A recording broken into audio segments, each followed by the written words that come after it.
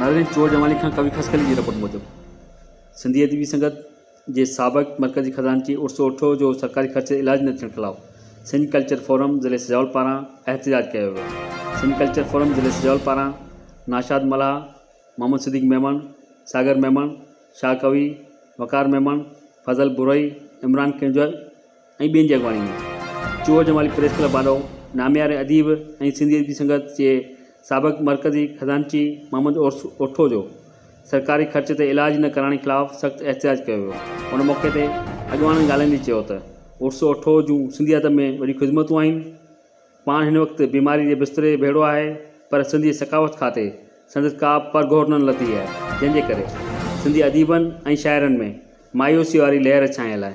हुननि मुतालबो कयो त नामवर शाइर मोहम्मद उर्स ओठो जो सरकारी ख़र्च इलाज कराए, ॿी सूरत में सख़्तु एहतजाज कयो वेंदो।